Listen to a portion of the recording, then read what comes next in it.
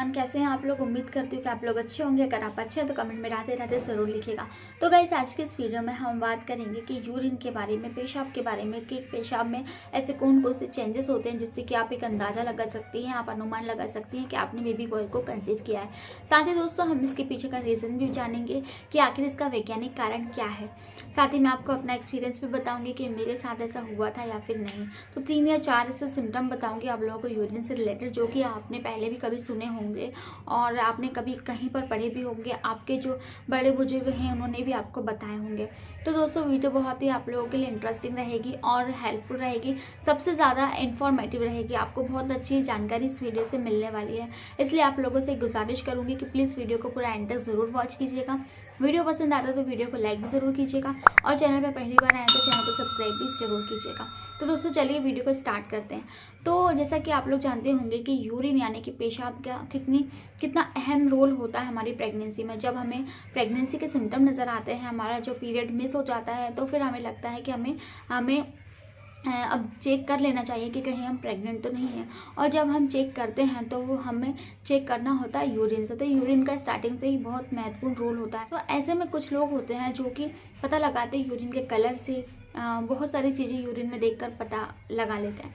तो उसमें जो सबसे ज़्यादा आपने सुना होगा वो ये है कि आप यूरिन के कलर से कैसे पता कर सकती हैं। तो ऐसा माना जाता है, लोगों का ऐसा मानना होता है कि अगर आपका यूरिन का कलर डार्क हो चुका है, गाढ़ा हो चुका है यूरिन आपका, और अगर डार्क येलो कलर का हो चुका है तो ये लड़का होने की निशानी होती है। वहीं अगर नॉर्मल यूरिन जैसा होता है नॉर्मली वैसा है तो ये गर्भ में लड़की होने की निशानी होती है। दोस्तों देखिए, इसके पीछे अगर आप इन बातों को मानते हैं, लड़का होने के लक्षण पर, सिम्टम पर अगर आप बिलीव करते हैं, तो मैं आप लोगों को कुछ भी नहीं कहना चाहूँगी। बस आप वीडियोस को पूरा देखिए। आपको इसके साथ साथ आपको ये भी नॉलेज लेना चाहिए कि इसके पीछे आखिर रीज़न क्या है। क्योंकि कभी कभी हम जिस चीज़ को लड़का होने का या फिर लड़की होने का संकेत समझते हैं, वो कभी कभी हमारे लिए नुकसानदायक भी साबित हो सकता है। तो अगर आप इसमें इंटरेस्टेड हैं, आपको ये क्यूरियोसिटी ज़्यादा रहती है ये जानने की लड़का होगा या लड़की, तो आप जिज्ञासा अपनी शांत कर सकती हैं। लेकिन आपको ये जानना भी बहुत ज़रूरी होता है कि इसके पीछे रीज़न क्या है।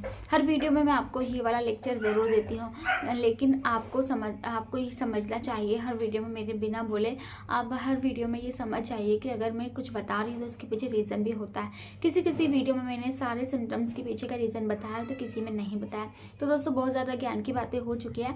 अब हम पढ़ते हैं टॉपिक की ओर। तो टॉपिक ये था, जैसा कि मैंने बताया, अगर आपका कलर डार्क हो चुका है, अगर आपका डार्क येलो कलर आ रहा है यूरिन का, और यूरिन का जो टेक्सचर है वो बहुत ज़्यादा आपको गाढ़ा है, तो ये मान्यता होती है कि आपने बेबी बॉय को कंसीव किया है। लेकिन दोस्तों, इसके पीछे साइंटिफिक रीज़न ये होता है कि अगर आपका यूरिन बहुत डार्क येलो कलर का है, गाढ़ा है, तो इसका मतलब है कि आपको डिहाइड्रेशन की प्रॉब्लम है, यानी कि आपके शरीर में पानी की कमी है, जिसके कारण आपका यूरिन जो होता है वो बहुत गाढ़ा हो जाता है।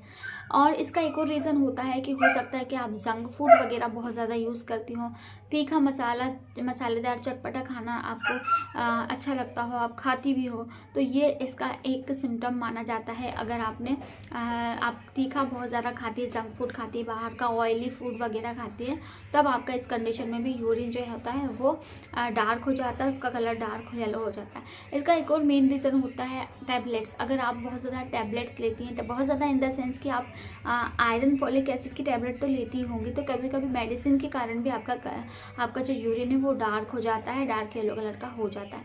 फिर दूसरे सिम्टम की ओर आगे बढ़ेंगे दोस्तों। दूसरा है बार बार यूरिन का आना।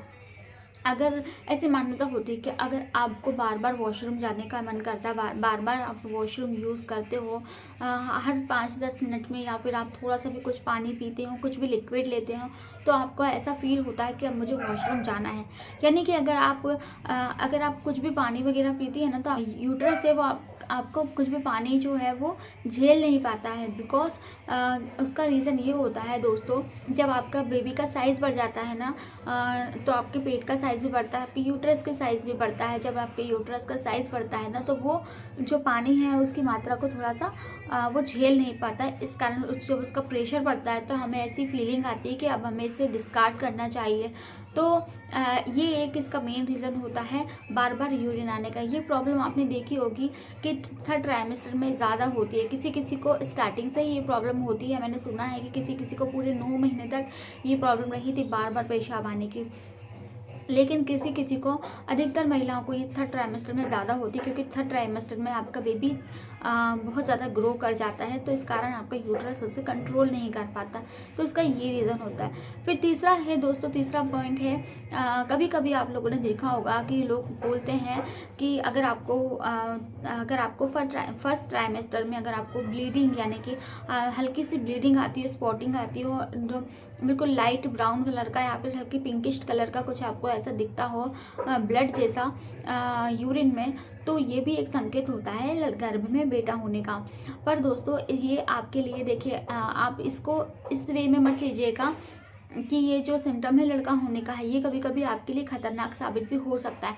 तो अगर आपके साथ होता है तो भले ही लोग ऐसा बोलते हैं कि लड़का होने का सिम्टम है, और कहीं आपने ये भी सुना होगा कि ये नॉर्मल होता है, फर्स्ट ट्राइमेस्टर में ये नॉर्मल होता है। अगर आपके साथ होता है तो आपको सोचना कुछ भी नहीं है, आपको डायरेक्ट डॉक्टर से कंसल्ट करना है, क्योंकि इसके आपको खतरनाक प्रमाण भी भुगतना पड़ सकता है। तो वैसे नॉर्मल होता है, कोई चिंता की बात नहीं होती है। अगर ये कुछ घंटों से लेकर 1-2 दिन तक रहता है, फिर ये चला जाता है।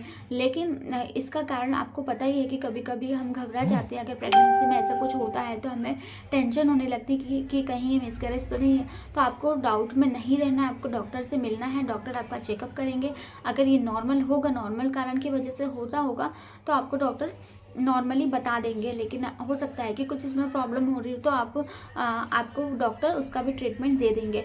लेकिन दोस्तों जनरली ये जो प्रॉब्लम होती है कई कारण से होती है। जो सबसे ज़्यादा प्रॉब्लम ये होती है, अगर आपको फर्स्ट ट्राइमेस्टर में कुछ ड्रॉप्स अगर आपकी यूरिन में ब्लड के मिक्स होकर आ रहे हैं, या फिर हल्का पिंकिश कलर का, लाइट कलर का, ब्राउन कलर का अगर आपको कुछ ब्लीडिंग जैसा दिखता है, तो इसका मतलब ये हो सकता है कि आपका जो बेबी है, जो अंदर आपके गर्भ में जो आपका बच्चा है, वो यूट्रस से जुड़ता है ना, तब आपको स्पॉटिंग की समस्या हो सकती है। स्पॉटिंग की समस्या इस कारण भी आपको हो सकती है। और भी कई रीज़न होते हैं इसके दोस्तों, जो कि आपको मैं प्रॉपर एक वीडियो बनाकर दे दूँगी, जिससे कि आप पता लगा सकती है कि आपको यूरिन में ब्लड क्यों आता है ड्यूरिंग प्रेगनेंसी। सो अब मैं इस बारे में, इन जो मैंने 3 बताए हैं उनमें से मैं अपने ऊपर बताती हूँ। तो देखिए, कलर को अगर हम बात करें, कलर की, यूरिन का कलर डार्क होने की, तो ये समस्या मेरे साथ नहीं थी, क्योंकि मैं बहुत ज़्यादा पानी पीती थी, नारियल पानी भी लेती थी, जिससे कि मेरी बॉडी में कभी भी डिहाइड्रेशन की प्रॉब्लम नहीं हुई।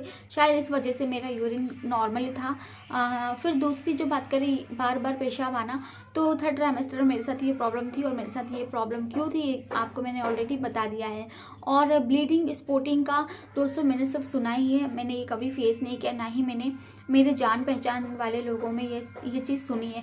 क्योंकि मैंने सुना है, जहाँ तक मेरी स्टडी की बात है, मैंने 25% लोगों का पढ़ा है ऐसा कि 25% महिलाओं में ऐसा होता है, ये प्रॉब्लम स्पॉटिंग की देखी जाती है। लेकिन ज़्यादातर महिलाओं में ये प्रॉब्लम नहीं होती है। तो बहुत रेयर केस में ये प्रॉब्लम आप देखने को मिल सकती है। बाकी मैंने कभी ये चीज़ फेस नहीं की, ना ही मैंने कभी किसी को ऐसा होते हुए देखा है। तो इसके बारे में मेरा कोई एक्सपीरियंस नहीं रहा है। अगर आपको ये जो यूरिन को लेकर जितने भी सिम्टम मैंने आप लोगों को बताए हैं, आपको कितने सच लगते हैं, किस हद तक आप इन सिम्टम्स को मानते हैं, और इनमें से कितने सिम्टम आप में दिखाई दिए हैं, तो प्लीज़ मुझे कमेंट सेक्शन में कमेंट करके ज़रूर बताइएगा। और वीडियो पसंद आती है तो प्लीज़ वीडियो को लाइक भी कर दिया करो, इससे हमें बहुत ज़्यादा मोटिवेशन मिलता है। और अगर आप मेरे चैनल पर पहली बार आए हैं, मुझे पहली बार देख रहे हो, तो प्लीज़ चैनल को सब्सक्राइब करके ज़रूर जाइएगा। तो मिलते हैं नेक्स्ट वीडियो में, तब तक के लिए bye bye and take care.